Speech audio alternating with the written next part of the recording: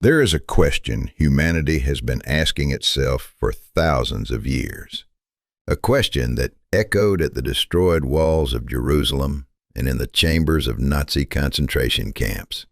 A question asked by those dying from plague in medieval cities and survivors of earthquakes that wiped out entire villages in seconds. A question without a simple answer, but so important that it cannot be avoided in any serious conversation about God and humanity. If God exists, omnipotent, omniscient, and benevolent, why does evil exist in the world? Why do children die? Why do innocents suffer? Why do righteous people perish while villains prosper? Why does God, who has the power to stop a catastrophe, not stop it?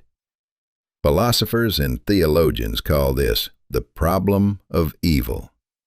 It also forms the basis of one of atheism's main arguments.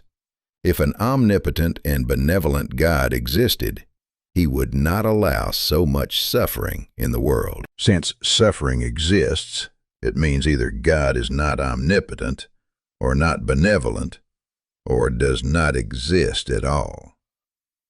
This reasoning sounds with impeccable logical clarity, and precisely because of this, it is so difficult to refute. But when reading the Old Testament, that is, the Tanakh, this problem arises with particular sharpness. Because there, God is depicted not merely as an abstract first cause of the universe, but as a personal, active agent in history, a God who speaks, becomes angry, punishes, tests, destroys entire nations, and demands bloody sacrifices. The reader of the Old Testament encounters a picture that can cause profound confusion. God sends a flood destroying almost all humanity. God sends 10 plagues upon Egypt, including the death of all firstborn sons. God demands Abraham sacrifice his son. God allows Satan to torment Job, a righteous man who did nothing wrong. God commands the extermination of entire nations. How to reconcile these images with the idea of a benevolent, merciful, and just Creator? This is the first puzzle of our investigation. But there is a second puzzle, equally unexpected. In Jewish tradition, precisely this question, why God allows evil, is not blasphemy or a sign of weak faith, but the norm. Abraham argued with God about the fate of Sodom. Moses objected to God when he wanted to destroy Israel in the desert. Job demanded explanations from God and received an answer, albeit not the one he expected. The psalmist cried into the darkness, my God, why have you forsaken me?" And this entered the sacred text, not erased as unacceptable. How did it happen that a tradition affirming God's goodness preserved within itself such a powerful voice of doubt, protest, and demand? And what does this tell us about how Jewish thought understands the nature of evil and the nature of God? In this video, we will unravel this question from the very beginning. We will see what exactly the Old Testament says about evil and how it says it. We will examine the main theological answers Jewish tradition has given over millennia. We will compare them with the answers of Christian and philosophical thought. And we will try to understand why this question is not only unresolved, but remains alive and acute to this day. This investigation does not provide final answers, because there are none. But it allows us to understand how exactly people have thought about this question over 3,000 years, and what remains valuable in this thinking today.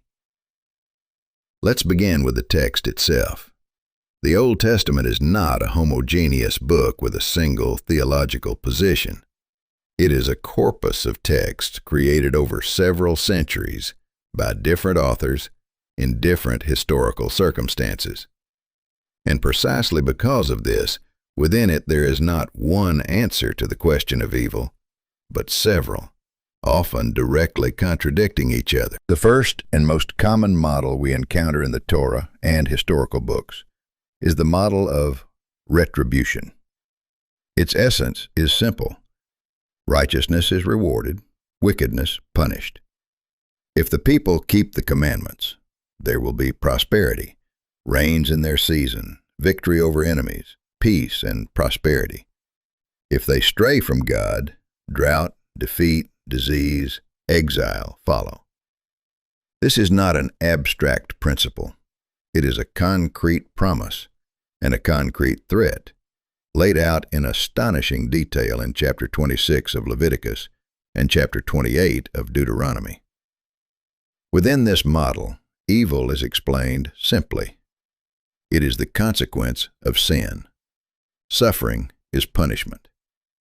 This does not mean God is cruel. It means God is just. The world is structured according to a moral principle. Good brings good. Evil brings evil. When everything goes wrong, look for the cause in your own actions. This model worked perfectly in conditions concerning the collective fate of the people. The historical books of the Old Testament, the book of Judges, 1st and 2nd Samuel, read as illustrations of this scheme. The people stray from God. Troubles begin. The people return. Everything improves. The cycle repeats again and again. But already within the Old Testament itself, this model is challenged. And challenged with such force and honesty that these challenging voices became perhaps the most important in the Jewish conversation about evil. The first and main voice is the book of Job. Job is a book of challenge, a book written precisely to destroy the overly simple scheme, suffering equals punishment. Job is a righteous and wealthy man who loses everything in one day: children, property, health.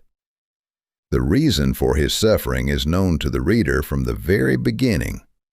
It is a test, initiated by Satan with God's permission. Job is guilty of nothing.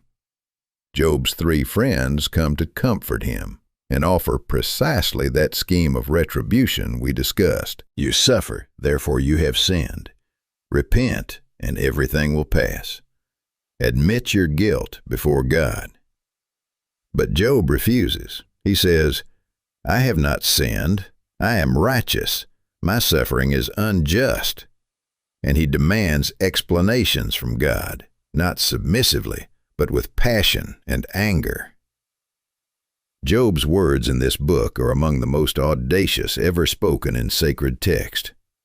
He says that God hunts him like a lion, that God has thrown him into the hands of wicked men, that his judgment is unjust. These are not the words of an atheist rejecting God. They are the words of a person in an extremely close relationship with God, so close that he can accuse him directly. Here, the book of Job makes its main theological revolution. At the end of the book, God says to Job's 3 friends, those who defended the traditional scheme of retribution, You have not spoken of me what is right, as my servant Job has. In other words, those who mechanically applied the scheme, suffering equals sin, were wrong. And the one who demanded explanations, who cried out about injustice, who disagreed with simple answers, spoke of God more truthfully. This is a stunning turn. A book written as part of sacred text officially declares overly simple theology a lie and justifies rebellion against it. Yet God himself does not explain to Job why he suffered. He merely poses a counter-question unfolding over several chapters. Where were you when I laid the foundations of the earth? Who shut up the sea with doors?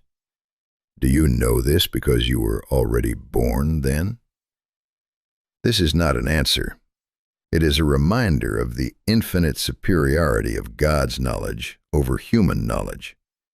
But paradoxically, Job perceives this as satisfactory, not because he received an explanation, but because he received an encounter with the one to whom he addressed his question. In Judaism, this was not perceived as blasphemy. It was perceived as a more honest conversation with God than pious explanations that do not correspond to reality.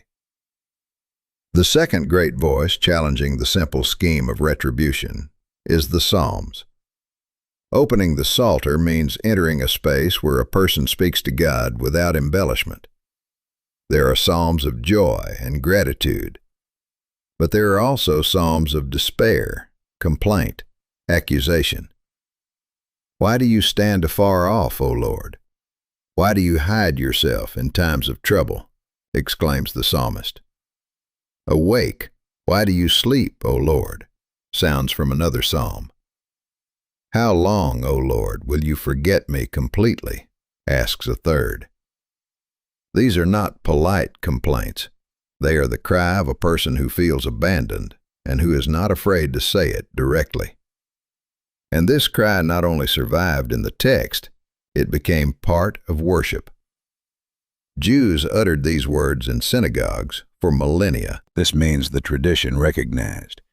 Precisely such conversation with God, passionate, protesting, demanding, is not a violation of faith, but its authentic expression.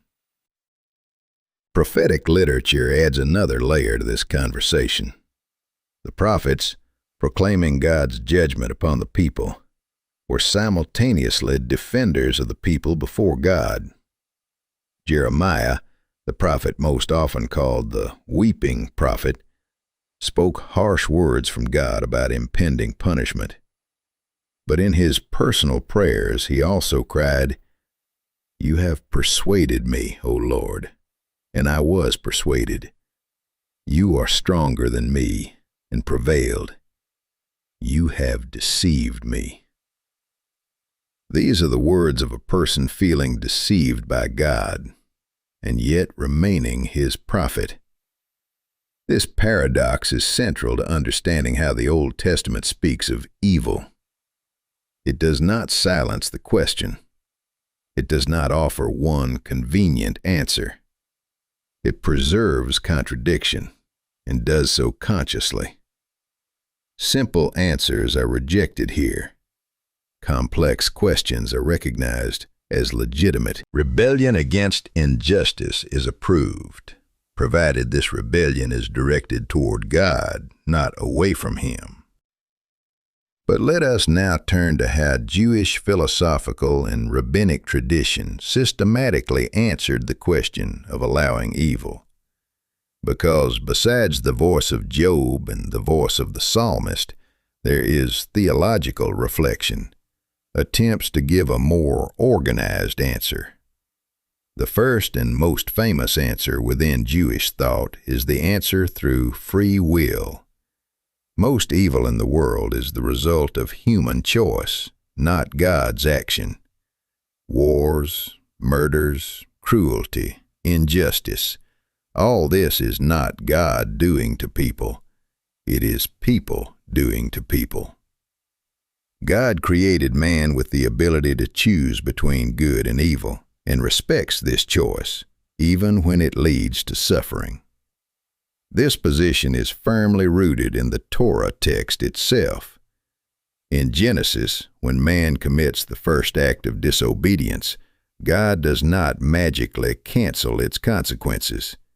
He allows them to manifest. Abel is killed by Cain, and God asks Cain a question, but does not stop the murder beforehand. This is not because God could not stop it, but because stopping would mean canceling the very possibility of moral choice. A world where God preemptively blocks every evil action is a world without free will, meaning a world where man is a puppet, not a person. The argument about free will has an important consequence often overlooked. If God respects human freedom, this means he voluntarily limits himself, not because he is not omnipotent, but because he chose to create a world where man is a genuine participant, not a puppet. This self-limitation of God for the authenticity of human existence, Jewish thinkers called tzimtzum, contraction, reduction. God as if withdrew, created within himself a space where the world exists with all its freedom and all its consequences. Maimonides, one of the greatest thinkers of Jewish medieval times, developed this argument in detail. In his work, The Guide for the Perplexed, he distinguished 3 types of evil. First, natural disasters, diseases, death. This is not moral evil, but inevitable consequences of existence in a material world, which by nature is imperfect. Second, evil people inflict upon each other. This is a consequence of free will and human responsibility, not God's. Third, evil people inflict upon themselves. This is a consequence of unreasonable behavior. In this system, God is not the source of evil. He is the source of good and meaning. Evil is either a natural limitation of material existence or the result of human choice. The task of humanity is to use reason and moral will to minimize the second and third types of evil, accepting the first as a condition of life in this world. Nachmanides, a great rabbi and thinker of the 13th century, offered a somewhat different perspective. In his view, suffering in this world is not a final verdict. The world in which we live is merely a corridor to the world to come, Olam Haba, in which all injustices will be rectified and all suffering will find meaning. This does not mean that suffering here is not real or that it is justified, but it fits into a broader context that extends beyond a single lifetime. This explanation is far from satisfying to everyone, and Nachmanides himself acknowledged its incompleteness. But it points to one important feature of Jewish theology. It always places the present moment within a broader temporal horizon. Suffering is not the final word. This rational and systematic explanation is compelling in its logic, but it does not answer one of the most acute questions. What about the suffering of the innocent?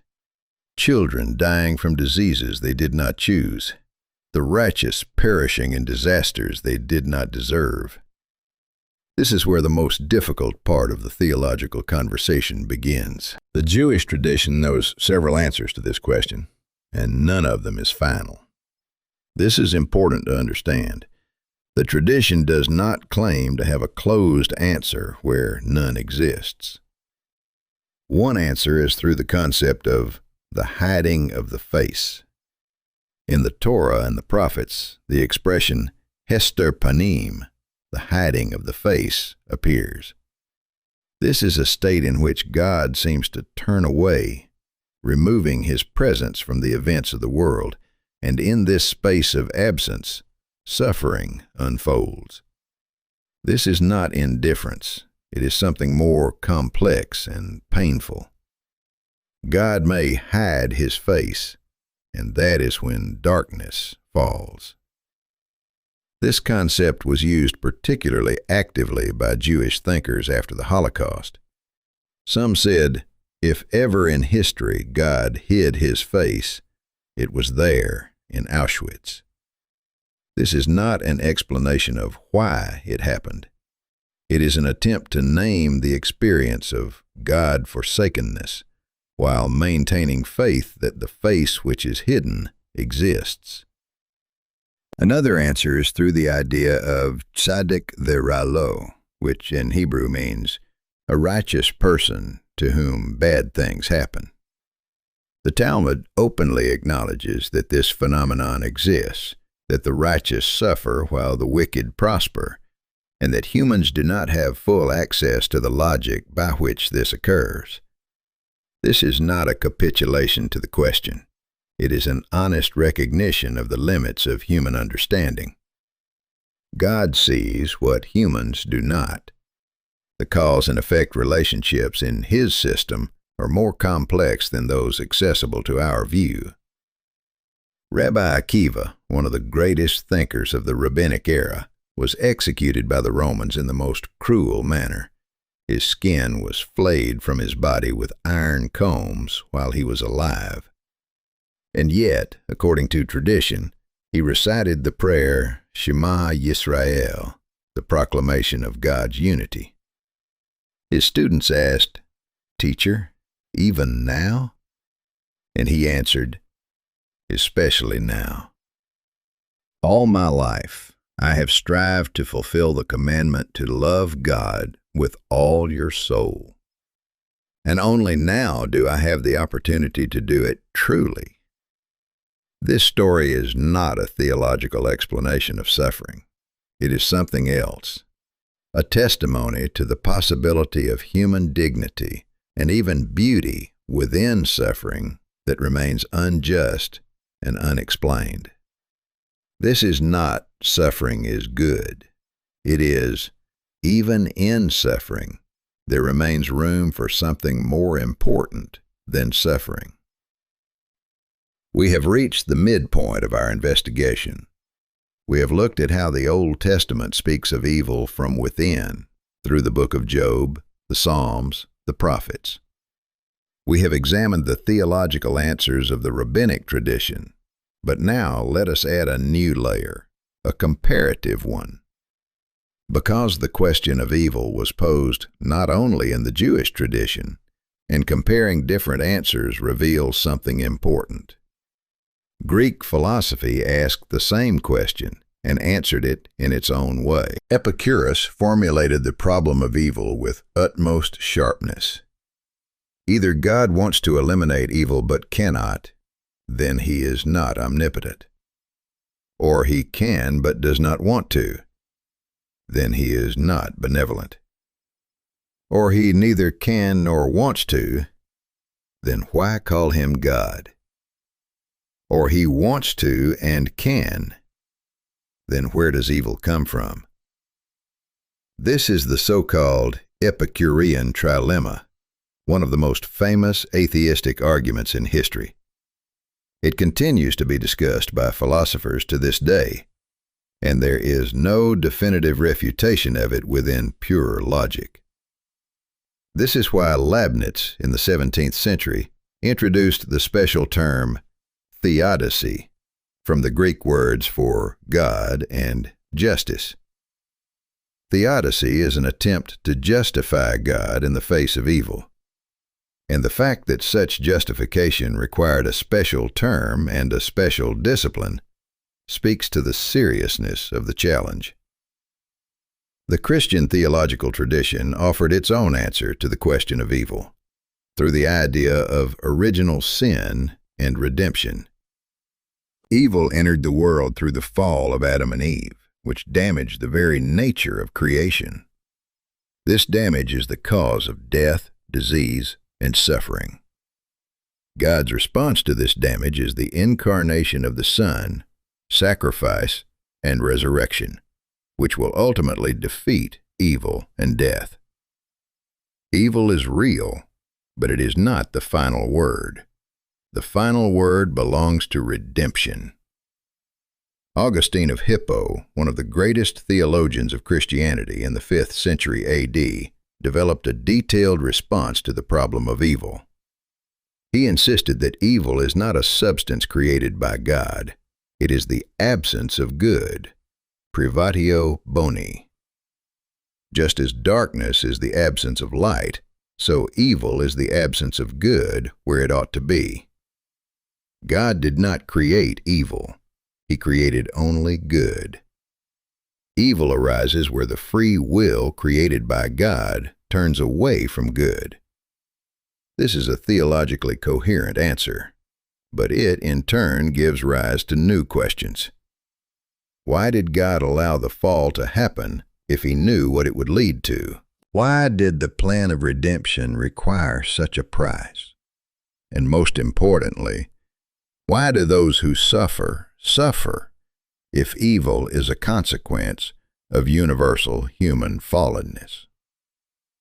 Islam offers a somewhat different emphasis. In Islamic theology, God is the absolute sovereign, before whom human reason cannot make demands.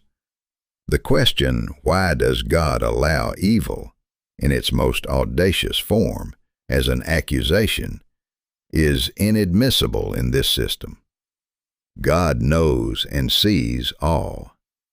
Suffering in this world is a test and an opportunity for spiritual growth. Patience in the face of suffering, sabr, is the highest virtue. What seems evil from the limited perspective of human reason may be good on a scale inaccessible to humans. This, too, is a coherent answer, but it does not allow Job to cry out. It has no place for protest and demands for explanations. It is in this that the Jewish tradition fundamentally differs from both the Islamic tradition and many forms of Christian humility. It not only allows rebellion against God's injustice, it sanctifies it. The Jewish tradition says, your anger in the face of suffering is a sign that you take the moral order of the world seriously.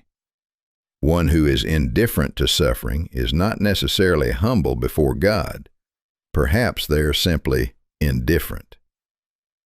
It is precisely this emphasis on the right and even the duty to protest against injustice that is one of the most characteristic features of Jewish theology, a feature that sharply distinguishes it against the backdrop of other traditions.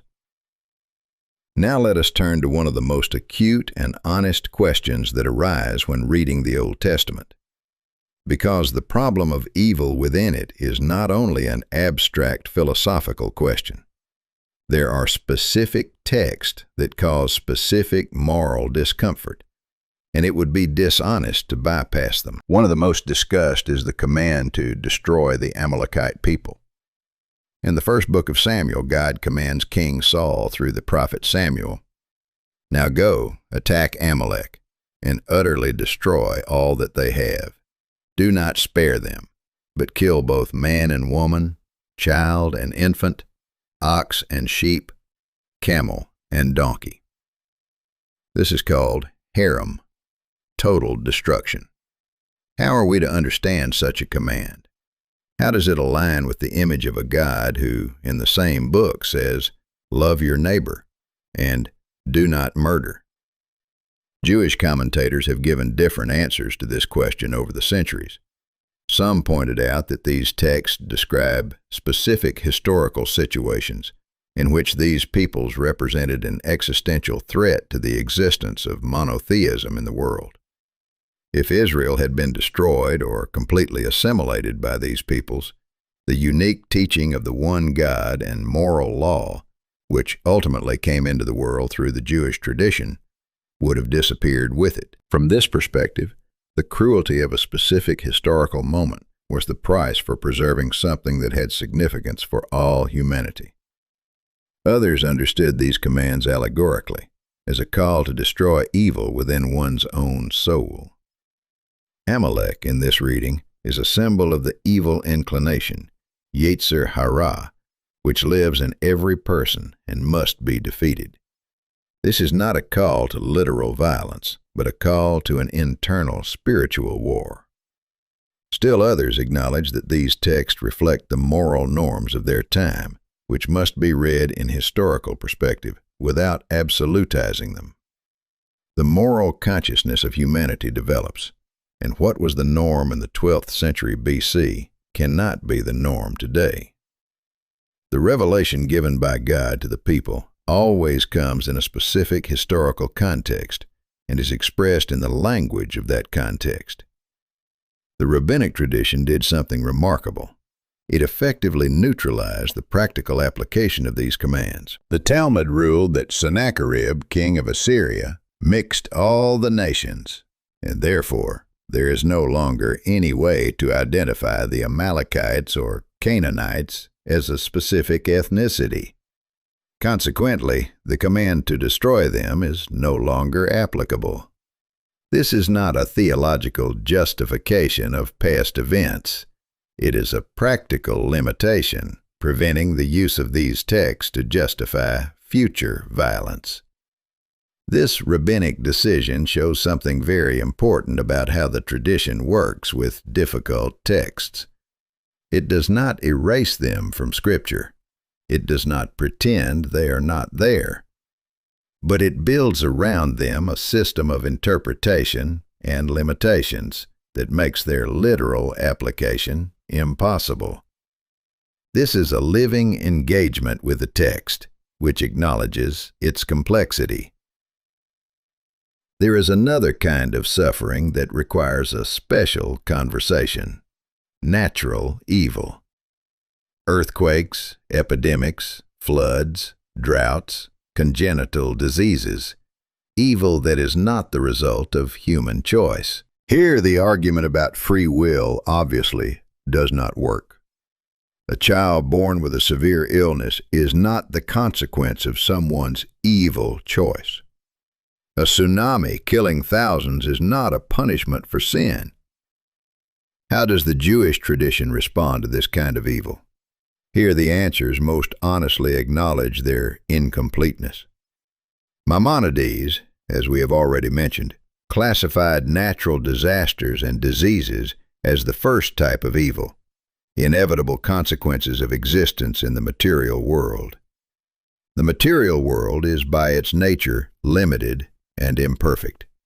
Death, disease, chance, these are not punishments, but conditions of existence in a physical world that is only part of reality. Other thinkers pointed out that natural evil often becomes a catalyst for human good. Diseases spur the development of medicine. Earthquakes lead to the building of safer cities. Epidemics prompt the creation of healthcare systems. Evil provokes a response that in the long term reduces the amount of suffering in the world. But here, too, honesty requires acknowledging this explanation does not comfort those who are suffering right now. Knowing that your illness may inspire future scientists to discover a cure does not ease the pain. That is precisely why tradition insists a theological explanation for natural evil is one thing. The human response to it is another. And the human response is more important.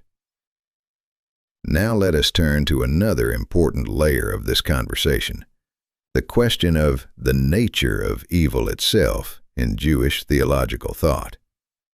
Because to understand how God permits evil, one must first understand what evil is within this system.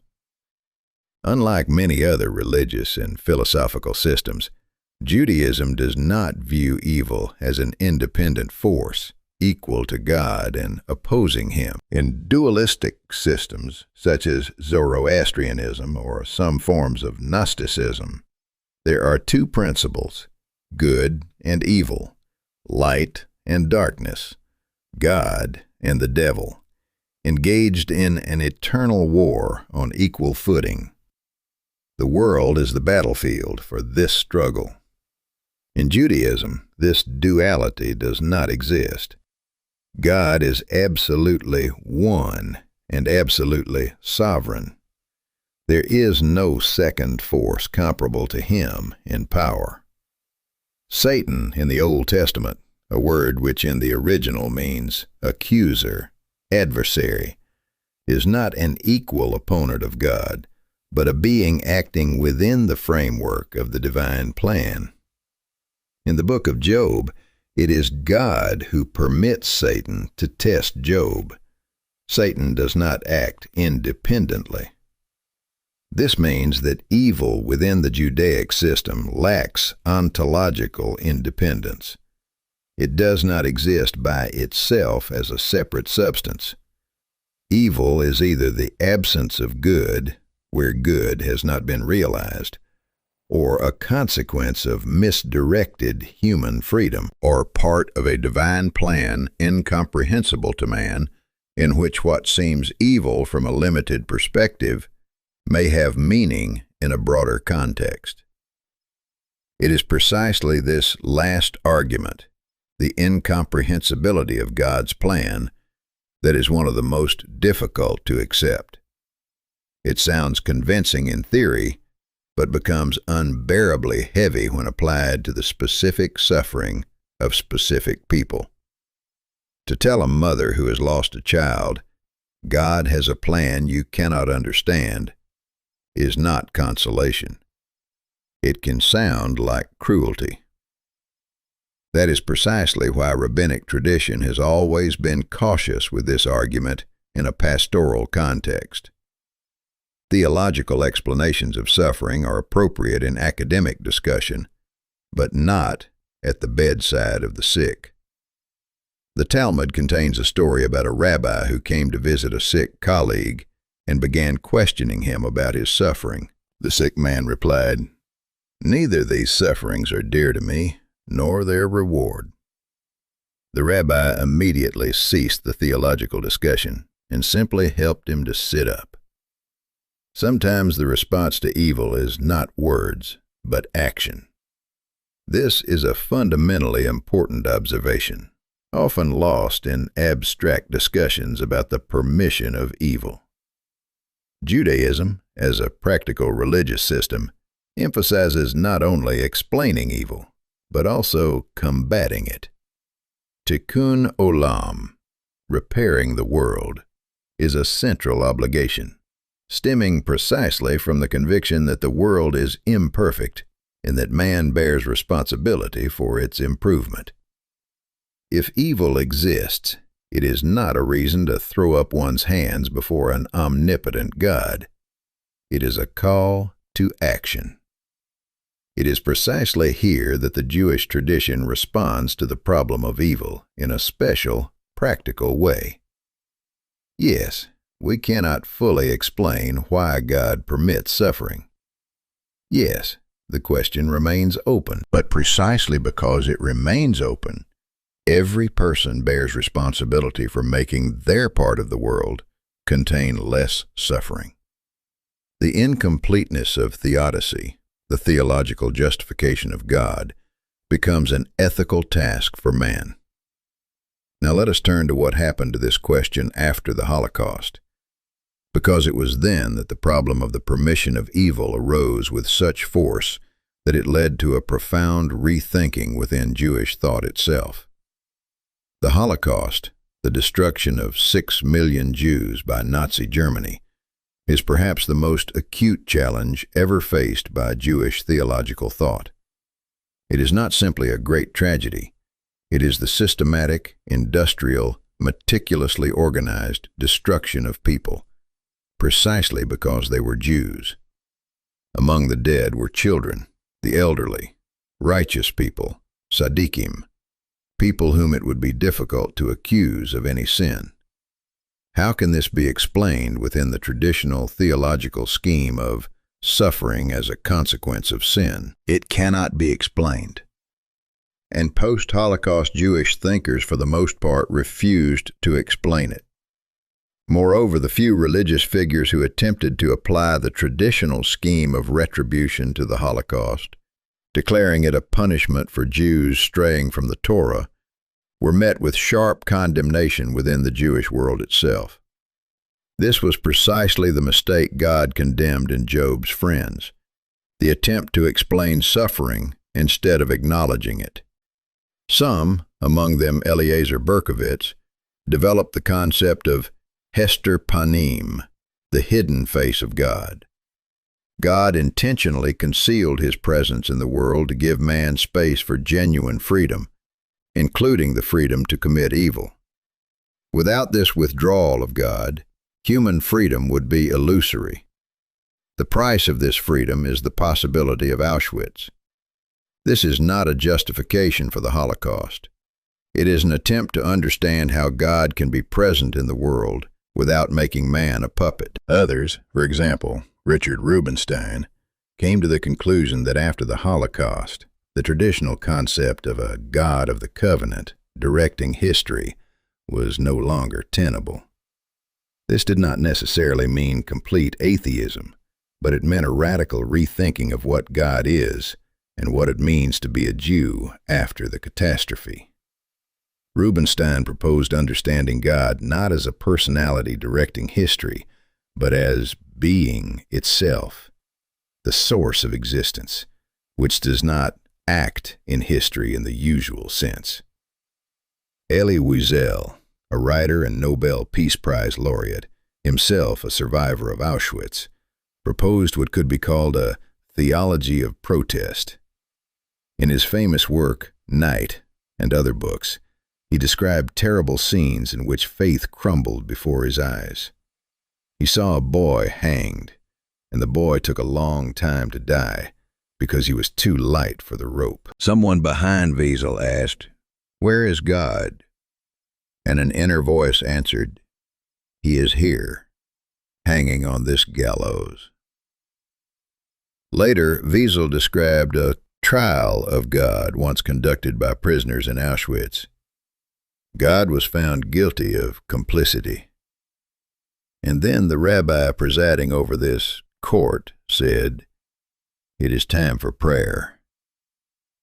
To condemn God and still pray to him. This is perhaps the most honest theological position to arise from the experience of the Holocaust. It is precisely this paradox, maintaining a relationship with God while refusing to accept his justification, that is perhaps the most characteristic feature of Jewish theology of evil.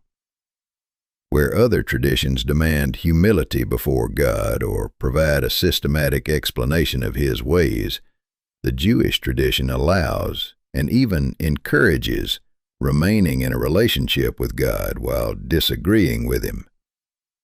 This is not atheism. It is something more complex and more honest. Here it is worth considering one text that acquires particular depth in this context. This is Psalm 39, one of the most poignant in the Psalter. The psalmist describes his silence. He was silent so as not to sin with his tongue. But silence proved impossible. My heart grew hot within me. As I mused, the fire burned. Then I spoke with my tongue. And then an appeal to God demanding an explanation. Lord, let me know my end, and what is the measure of my days. Let me know how fleeting my life is. This demand for meaning in the face of finitude, not acceptance, but questioning. And it is precisely this questioning, not acceptance, that is the norm for dialogue with God in the Jewish tradition. God in this tradition is great enough to withstand human disagreement, real enough to be a partner in argument, close enough to be the addressee of accusation. That is why the question, "Why do you permit evil?" is not a sign of weak faith in Judaism. It is a form of deep faith, presupposing the reality of the one to whom it is addressed. Now let us turn to the practical question directly related to this theme. How exactly does the Jewish tradition recommend one to behave in the face of evil and suffering? Because the theological response and the practical response can diverge significantly. The first principle: do not explain suffering to the sufferer. As we have already said, theological explanations are appropriate in an academic context, but are cruel at the bedside of the sick or at a fresh grave. Rabbinic tradition insists, when a person suffers, your task is to be with them, to share their pain, not to explain its meaning. Consolation is presence, not arguments. The second principle: preserve memory.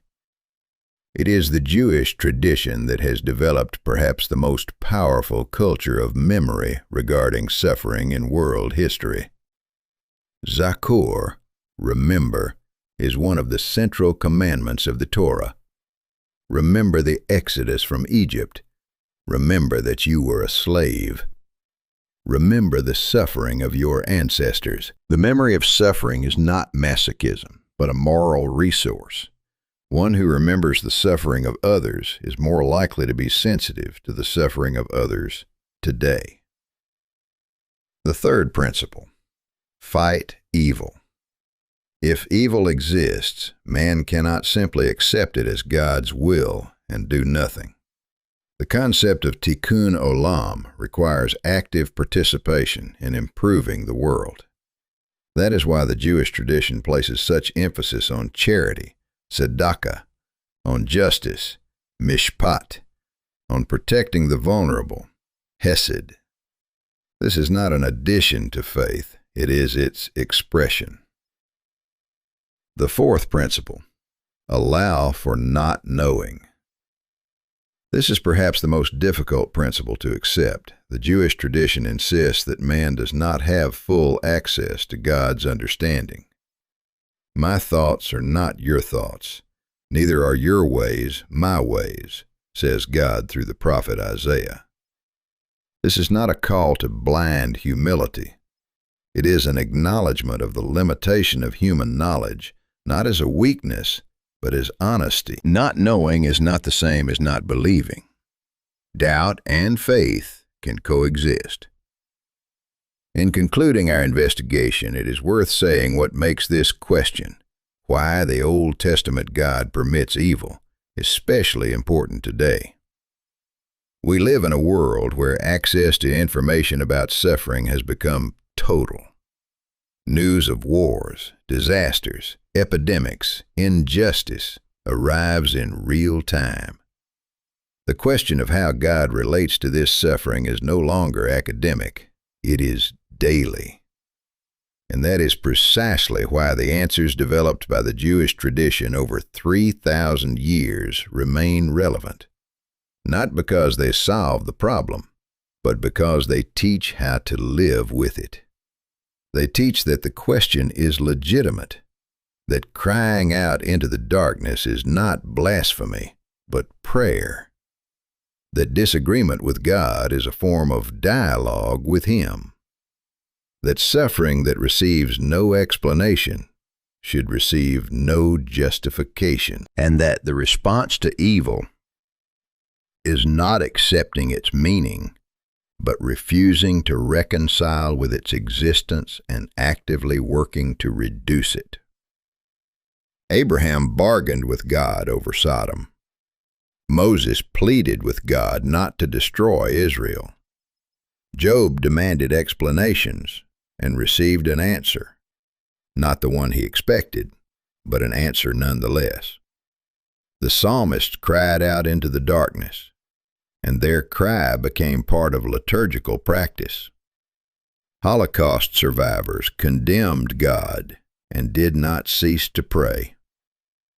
It is precisely in this tradition of protest, demand, disagreement, and ongoing dialogue, and not in a system of ready-made theological answers, that perhaps lies the most honest and profound response of Judaism to the question of why God permits evil. It does not know why, or it knows but does not say, or it speaks, but in a way man cannot fully hear. And that is precisely why the conversation continues. 3,000 years, and there is no end in sight. Concluding this investigation, it is worth pausing on one observation that is perhaps the most important of all we have examined.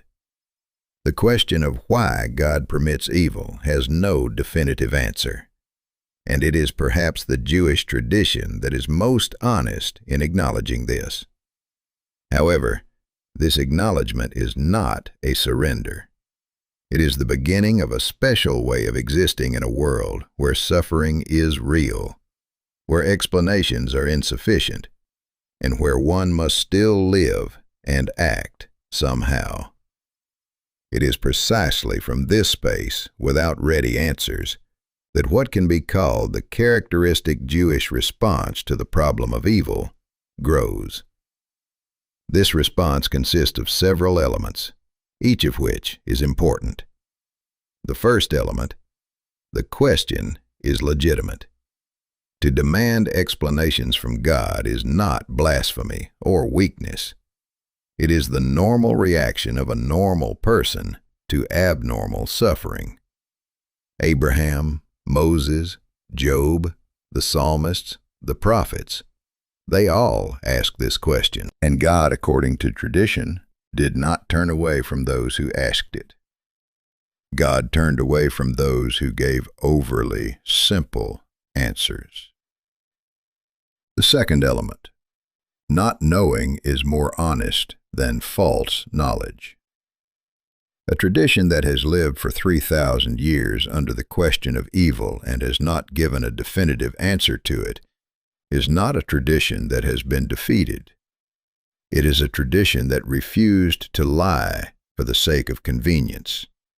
And it is precisely in this refusal that a special intellectual honesty lies, which is difficult to overestimate. The third element, the relationship with God withstands disagreement. The Jewish tradition has shown that one can simultaneously demand an answer from God and continue to pray, condemn, and continue to observe the commandments, not understand, and continue to trust. This is not a contradiction. It is a mature, living, genuine relationship in which there is room for conflict. The fourth element, suffering requires not an explanation, but a response. When a person suffers, the most important question is not, why did this happen, but what should we do now? Tikkun Olam, the repair of the world, is not a theoretical conclusion from theodicy, but a practical imperative arising from the very fact of suffering. Since evil exists, work to diminish it. This is a response to evil that is available to everyone, regardless of whether they have managed to explain it theologically. It is precisely in this combination of honest questioning, honest not knowing, preserving the relationship, and practical action that perhaps the deepest contribution of the Jewish tradition to the human conversation about evil lies. Not a ready answer, not a comforting scheme, but a way to live with the question, with dignity, honesty, and actively. Abraham bargained with God. Moses argued with God. Job demanded explanations. The psalmist cried out in the darkness. Holocaust survivors put God on trial and continued to pray. For 3,000 years, the Jewish tradition has preserved within itself this conversation, passionate, painful, unfinished, and precisely because it is unfinished, it remains alive. Precisely because there is no final word in it, each new generation can enter it with its own question. 3,000 years, and there is no end in sight to this conversation. Because evil has not gone away, which means the question has not gone away either. But before concluding, it is worth saying one more thing about what the Old Testament does to a reader who comes to it with the question of evil. This is not obvious, and that is precisely why it is rarely spoken of. The Old Testament does not try to close the question of evil. It opens it. It does this by placing the reader in the company of people who have already asked this question and did not receive an answer, yet did not cease their journey. Abraham goes to a land he has not yet been shown, not knowing what awaits him there. Moses leads the people through the desert for 40 years without reaching the land himself. Job loses everything, and in the end gets back his property and new children, but not his former children. The question about the former children remains unanswered. It is precisely this incompleteness that is part of the theological message of the text. It does not promise that everything will be understood. It does not promise that suffering will receive an explanation. It promises something else, that even in darkness one can continue to walk. That a question without an answer is not a question without meaning. That a relationship with God can withstand the sharpest disagreement. This is precisely why the Old Testament remains a living text after 3,000 years. Not because it gives answers, but because it reproduces with precision the experience of a person facing incomprehensible suffering. It says, yes, it hurts. Yes, it is unjust. Yes, you can scream. Yes, you can demand explanations. And yes, despite all this, you can continue. This is not a weak answer. It is perhaps the only honest one. The question of why the Old Testament God permits evil remains open. It was open 3,000 years ago when Job first raised it into the space of sacred text. It is open today. And the honesty of the tradition consists precisely in the fact that it does not pretend to have closed it, but continues to keep it alive, like a living flame that can warm precisely because it continues to burn. Finally, it is worth saying what makes this question, why God permits evil, especially important precisely in the context of talking about the Old Testament as such. Because for many people, it is precisely the difficult images of this book that serve as the main argument against its theological authority. If the God in the Old Testament is a cruel, vengeful, blood-demanding tyrant, then why revere him? Why perceive this book as revelation and not as historical testimony of an archaic religion? The Jewish tradition answers this question not by denying the difficulty of the texts. It answers by including the difficulty in the very way of working with them. The text is not read flatly, like an instruction manual. It is read as part of a living conversation that has continued for millennia. And in this conversation, prophets can argue with God. Rabbis can limit the application of specific laws. Thinkers can reinterpret the meaning of specific events. It is precisely this living, ongoing interpretation that makes the text authoritative, not its literal immutability, but its ability to hold within itself a dialogue between generations. The Torah that a Jew reads today is not just a book written 3,000 years ago. It is a book that over 3,000 years has accumulated layers of commentary, questions, objections, and answers. And it is in this polyphony, and not in monolithic unambiguity, that its special depth lies. The question of the permission of evil is perhaps the most acute of all that this dialogue poses. That is precisely why it is the most important. A religion that cannot withstand the most acute question about suffering is weak. A religion that has kept this question open for 3,000 years and has not crumbled possesses a special resilience that demands attention and respect. The Old Testament God permits evil. Why, no one knows fully. But the way the Jewish tradition lives with this not knowing, honestly, passionately, actively, and with an ongoing dialogue, is in itself one of the most significant answers humanity has ever given to the most difficult question of its existence.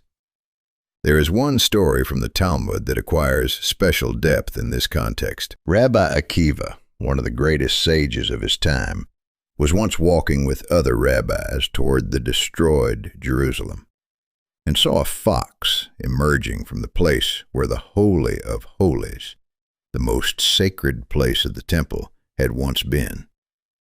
His companions wept. Rabbi Akiva laughed. They asked him, "Why are you laughing?"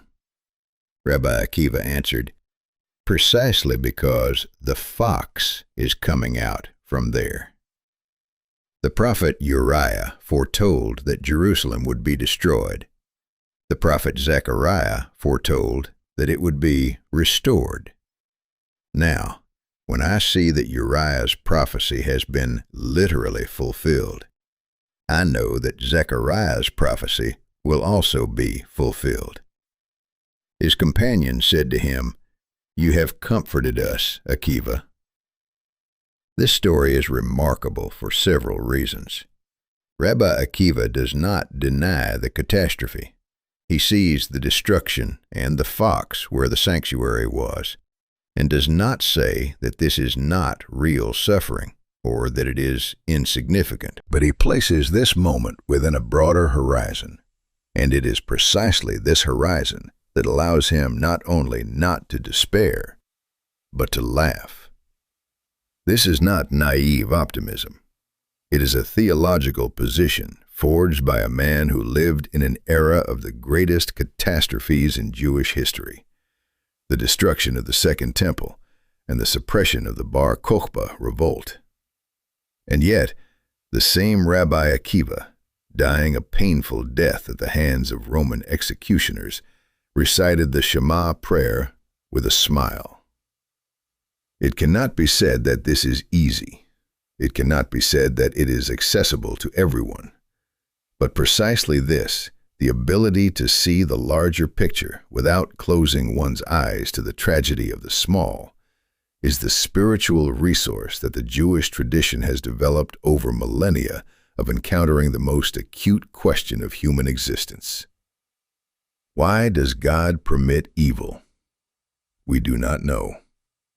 But we know how to continue walking when there is no answer. And perhaps this knowledge is the most important of all that 3,000 years of Jewish thought about suffering and about God gives us. And yet, returning to the very beginning of our investigation, it is worth looking once more at the picture with which we began. The Old Testament depicts a God who sends a flood, brings plagues, demands sacrifices, and commands the destruction of peoples. For a modern reader raised on the ideas of humanism and human rights, these images may seem incompatible with the idea of a benevolent creator. But the Jewish tradition never read these texts as a literal portrait of God, taken from life. It read them as an attempt by human language and human understanding to express something that fundamentally surpasses the capabilities of that language. God in the Torah speaks, becomes angry, regrets, changes his mind.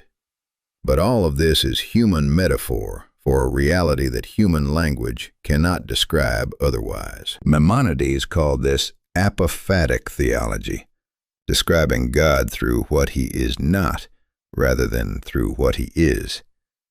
Any positive statement about God is at best an imperfect metaphor, at worst an idol, substituting a human image for the real God.